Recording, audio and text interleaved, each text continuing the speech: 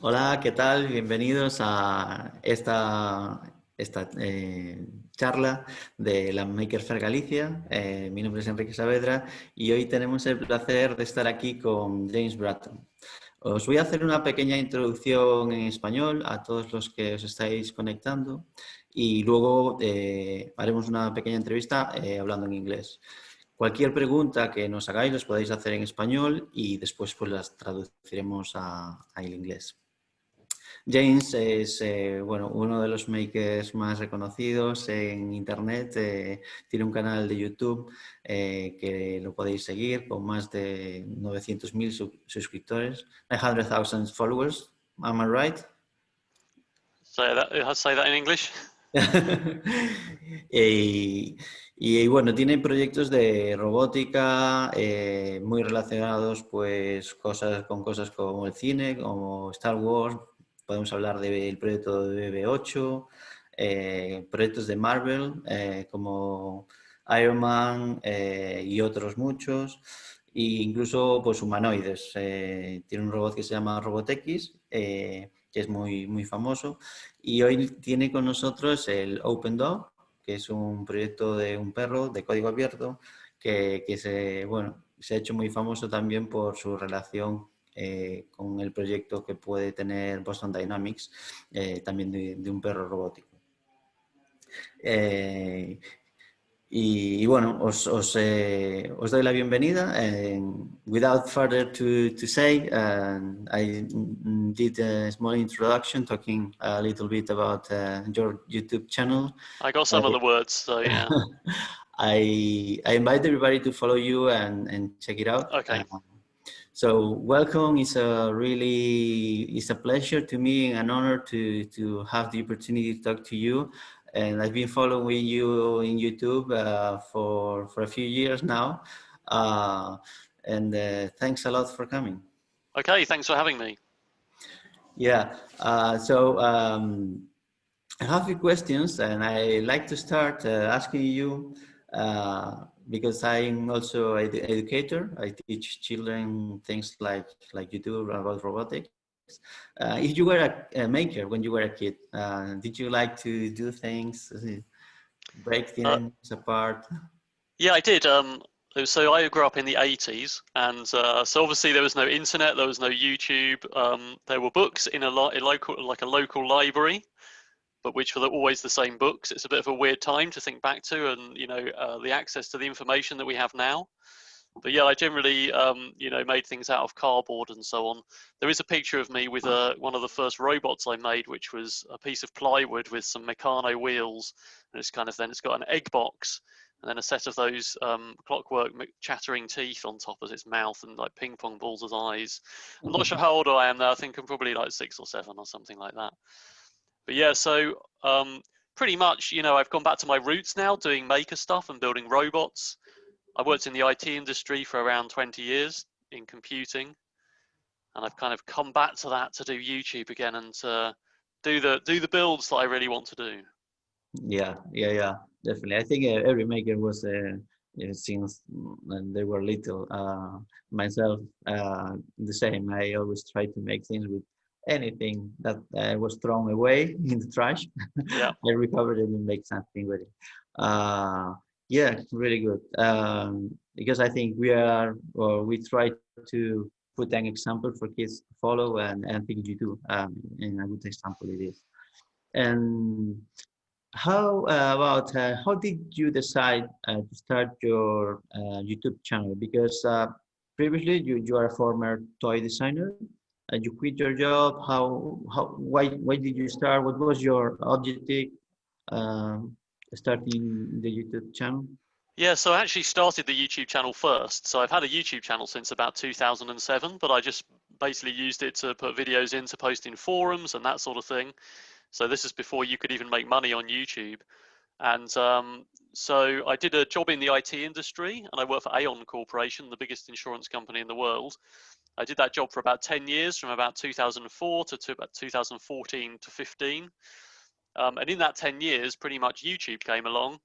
3D printing became a lot more accessible.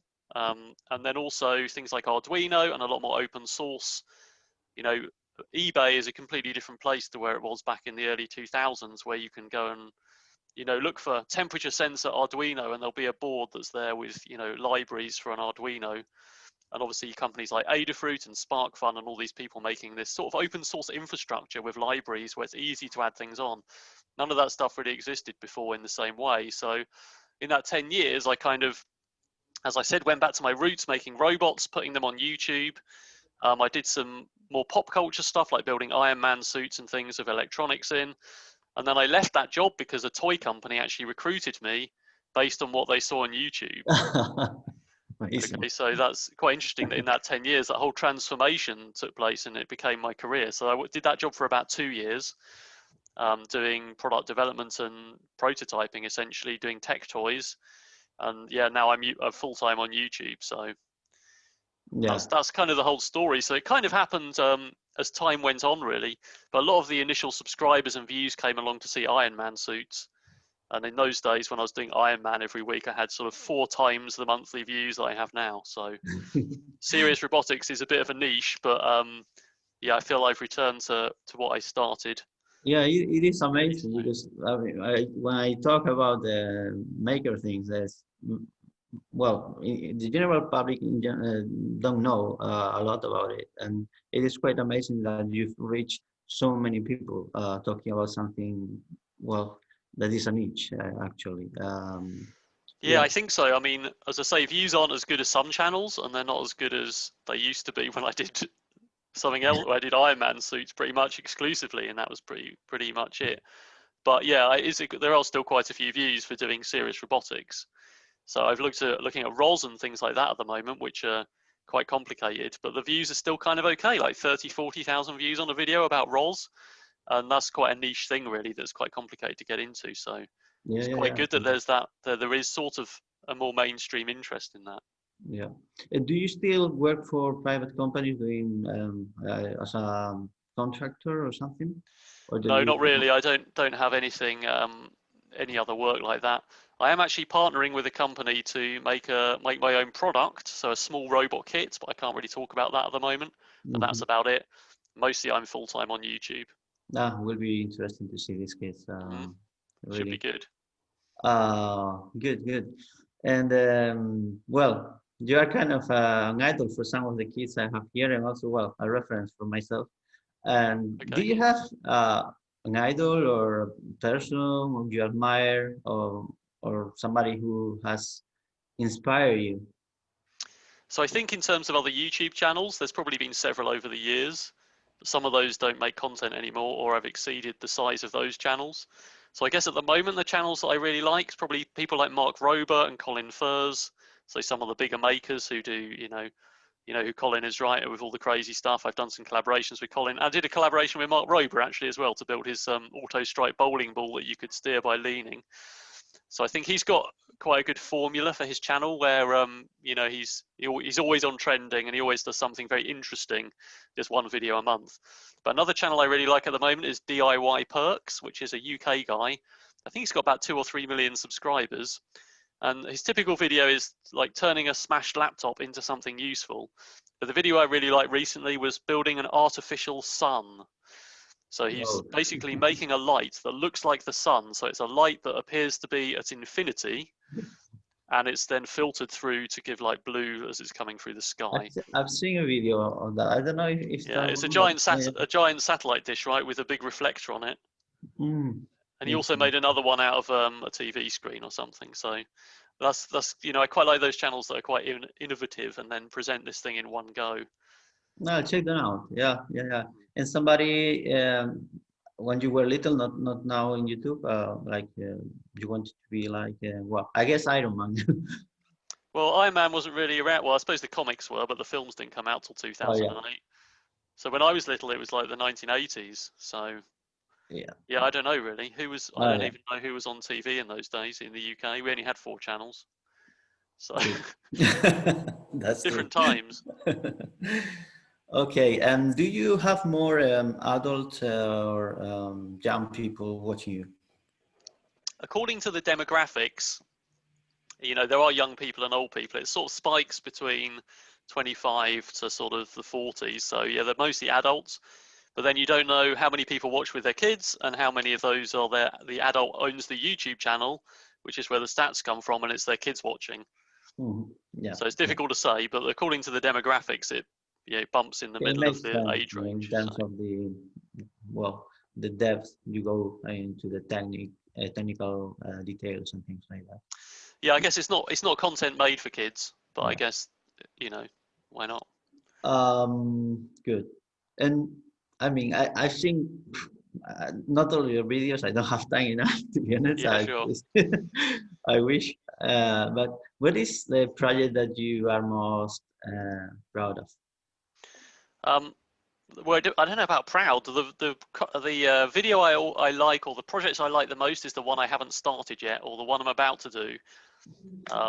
Because that's the one that inspires me the most. The thing OpenDog has been going on for years. This is OpenDog 2. We've still got the old OpenDog 1 is down there. There's another test dog up there. There's another 3 test dogs. So that's been an ongoing thing. I'm quite happy that I've got to something I have, but there's always ongoing improvements. The projects I'm actually really enjoying at the moment is the really useful robot that's sat down here, which is a robot that runs ROS. So that robot is working quite well, and I'm quite happy to have cracked the ROS navigation stack, which is quite hard to learn about. I think that robot's sorry, go on. I think there's a video list of this robot. Yeah, so there's a playlist for ROS and AI, and there's 2 videos about that. One is the mechanical build, one is putting the ROS navigation stack on. So this robot's got a stick on it as well, and that's going to have a sliding section that goes up and down, and it's going to have 1 or 2 arms on it, and then it's going to have a head on it. So down here we've got the latest pieces, which are an Intel RealSense camera, which is like a Kinect, so it's a depth camera, and then I've got a little 5-inch screen as well.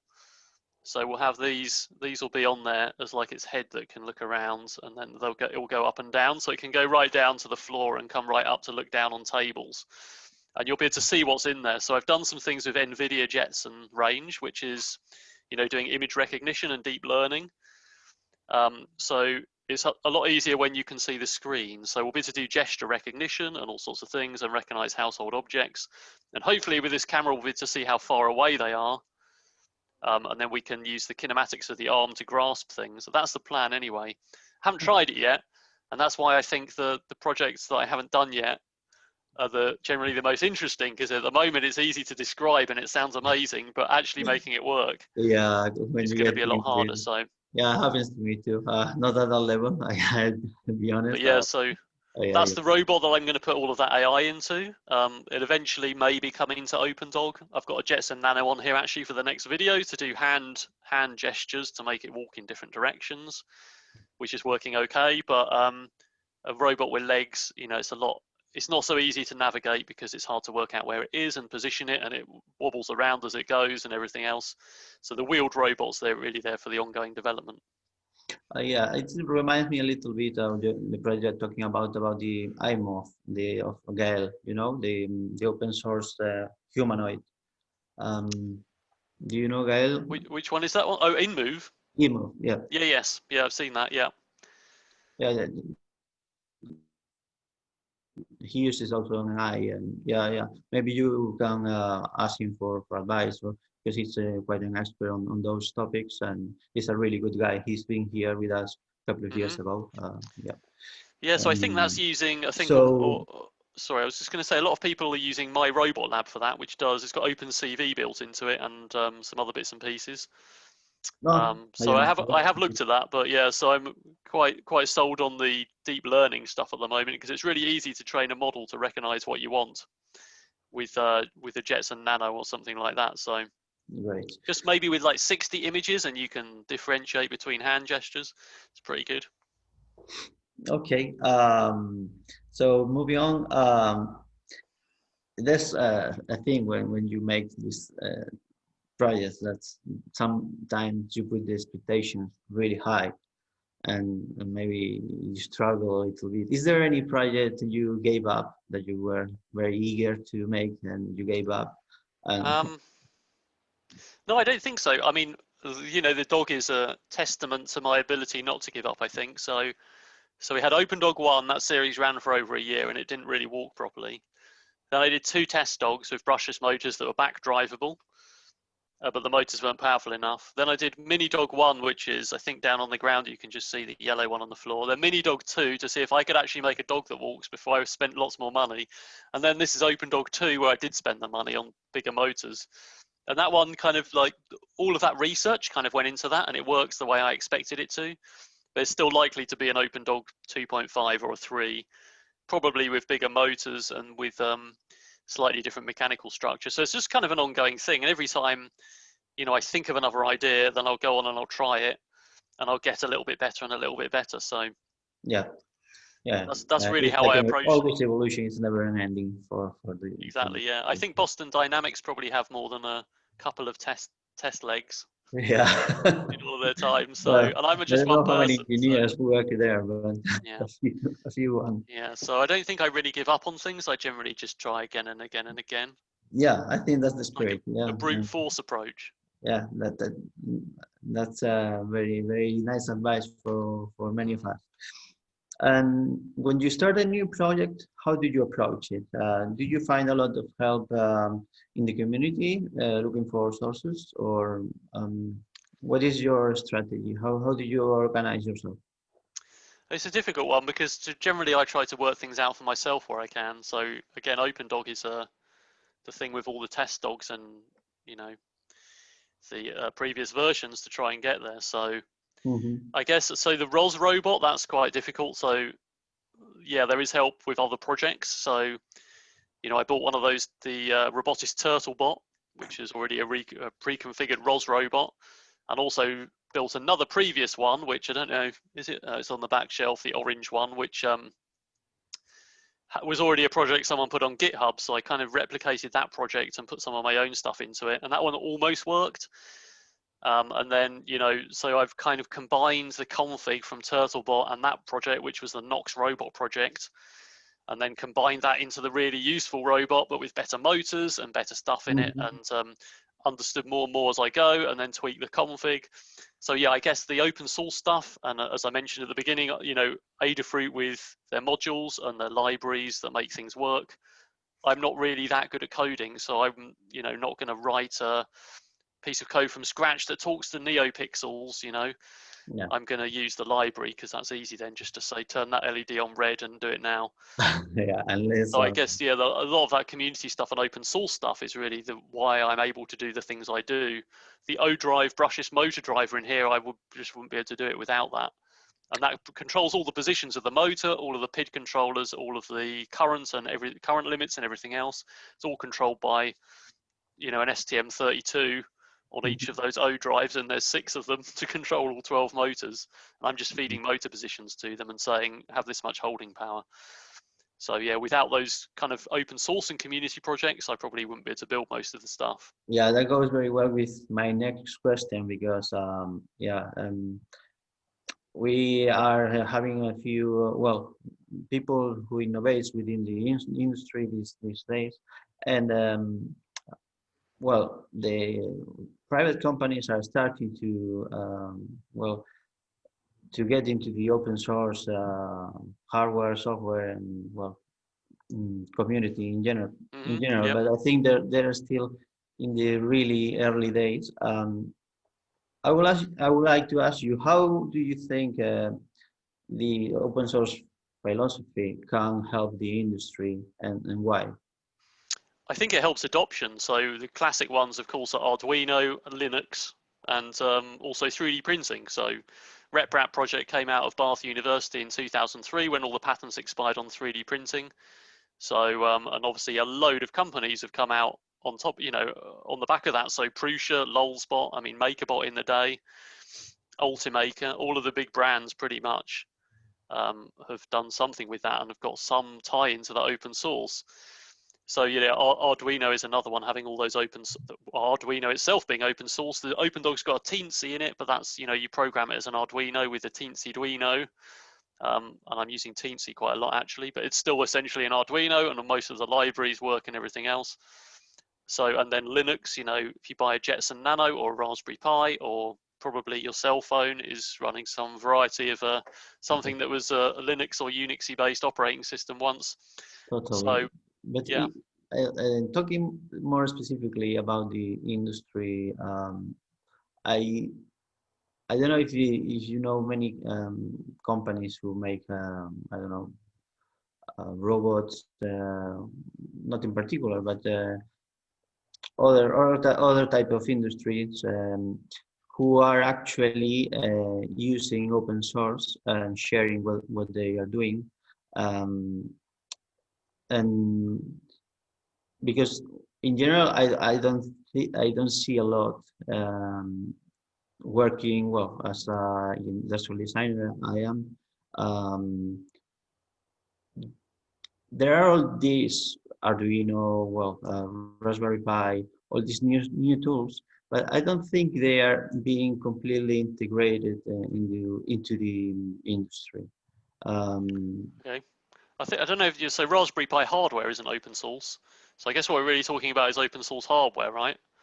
yeah, in this So case, yes, yeah, yeah, so yeah, I guess well the good examples are Lulzbot and Prusa 3D printers because they're both open source and all the stuff is it's open source hardware as well as using Marlin or whatever else that's open source firmware. So I think those are probably the best examples of companies that are actually open source. But you know, IBM and Linux is an open source operating system, but IBM still push it because they can make money out of the support essentially. yeah, exactly. I So think the most of the companies don't understand the benefit of using an open source hardware or well, yeah, even it's a software. difficult one because someone will immediately go and make a cheaper version, which is why there's so many Prusa i3 printers on eBay and Amazon that aren't made by Prusa at all, but they're that roughly that design with the same firmware. So it's a difficult one, but if you want a reliable one, buy it from Prusa, right, or buy it from Lulzbot. Yeah, So, but yeah, in terms yeah, of robotics, I don't know of many actually open source robotics companies. Um, yeah. I mean, that's an interesting one. yeah, I think it's something that is worth talking because well, um, what I was trying to say is having all the community doing development for you for the Hmm. company is not something that the normally companies don't see. And I think in the future, if they want to keep up with the pace of the development that is put into the technology, it's always accelerating. It is really a big advance for the company. Uh, if you use open source and open hardware. And I think we Yeah, have to put that in context for the companies and let them see what are those benefits and let them know because I don't think sometimes it's clear. sure. I mean, I guess you've got the whole thing of shareholders and investors and venture capitalists. And if the thing is, if the IP is open source, there's nothing to invest in. Yeah, Although they have to see that differently, that the company, maybe provides support or there's some other value added services that go around that. exactly. Yeah. Yeah, I think it's an open discussion, and I think it will, myself and personally, and the people I work with, we are very open, and we think it will be of great benefit for a lot of industries that are not using it at the moment, but in the future they will or they can benefit from it. Hmm. And also want to give back to the community, which is also very important. Um, Good.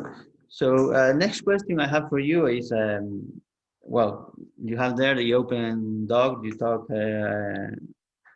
about it a little bit, the technical things, and what is it that inspires you to make it? Why you decided to make it? To make OpenDog. Yeah. So, so I had this history of building two-legged robots. So back in 2004, I started writing on my blog about building human-sized walking robots, and I did about 10 versions, going up to Robot X, which could just about hobble along, and I did a walking Star Wars Gonk droid as well, Mm-hmm. which just about walked. And then I thought, well, Boston Dynamics and everything, obviously, and lots of other robot dogs have sprung up commercially since then. But maybe like 4 legs is easier than 2 legs. And that's really where I started with robot. If I can make 2 legs almost work, 4 legs will be easy. But what I didn't take into account was that the two-legged robot had big flat feet that walked on the ground. And then obviously the dogs don't. They just have this kind of ball on the ends or whatever we've got on the foot. which makes it a lot harder because they end up balancing on. So it was an You know, evolution, actually. Yeah. yeah. So that's where it's taken so long to get to this one. And the answer seems to be either the orange mini dog there actually had an inertial measurement unit that helped it actively balance on 2 legs at a time. This one doesn't do it at all, but the motors are back drivable, so they're kind of like virtual springs. And then it just moves its legs really fast, and it kind of averages itself out like suspension, and that's pretty much how it works. But it's taken a long time to get to that. Okay, we have 5 minutes left. Okay. Let's see if we have any questions. If not, I have a few still Okay. to ask you. Let's see if I have anything from the audience.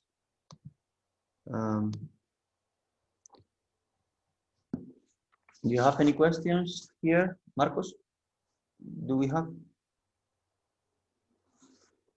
They're sending them to me. Okay.